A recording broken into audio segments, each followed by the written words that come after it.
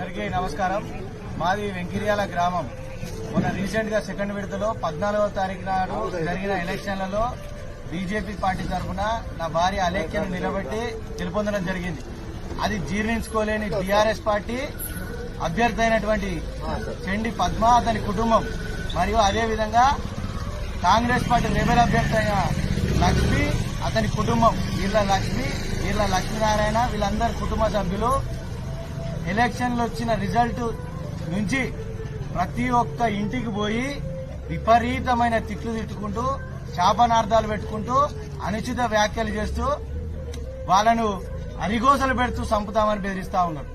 అదేవిధంగా ఈరోజు వాళ్ళ అరాచకం పరాకాష్ఠకు చేరి చెండి పద్మ కుటుంబం ఈర్ల మధు అనే వ్యక్తిని నువ్వు ఓటు వేయలేదని పొలాల పంటి గట్ల పంటి ఎంబడించుకుంటే 20 మంది వెంబడాడితే అతను నాకు ఫోన్ చేసిండు. గత 2 రోజులుగా 3 రోజులుగా నా కనీసం రెస్పాన్స్ లేదు.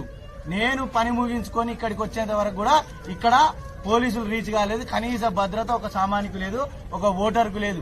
ప్రజాస్వామ్య దేశంలో ఓటు వేసుకునే హక్కు ఓటర్కు ఉంటది. ఈ రోజు రాజరిక పోకడ అనుకుంటుర్రా? మీరు రాజులు అనుకుంటుర్రా? ప్రతి ఇంటికి పోయి బెదిరించడం ఎక్కడిది?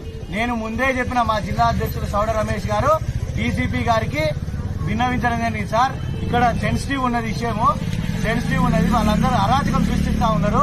పోలింగ్ రోజు రిజల్ట్స్ వచ్చిన రోజు కూడా స్లోగన్స్, యాంటీ స్లోగన్స్ ఇచ్చుకుంటా ఉన్న కార్యకర్తలు, మా కార్యకర్తలను బెదిరించి మీదికి దాడి చేసే ప్రయత్నం చేయబోయినా గానీ కనీసం చెదరగొట్టి టైంకి వచ్చి చెదరగొట్టే ప్రయత్నం చేయలేని పోలీస్ డిపార్ట్మెంట్ ఈ రోజు కనీస భద్రత కల్పించలేకపోతుంది వెంకిర్యాల గ్రామంలో ఓటర్లకు. అంటే ఈ టీఆర్ఎస్ పార్టీ ఎమ్మెల్యే, స్థానిక ఎమ్మెల్యే పల్లా రాజేశ్వరరెడ్డి గారు మీ ప్రోద్బలంతో జరుగుతుందా? ఇదంతా మీరు సమాధానం చెప్పాల్సిన అవసరం ఉన్నది.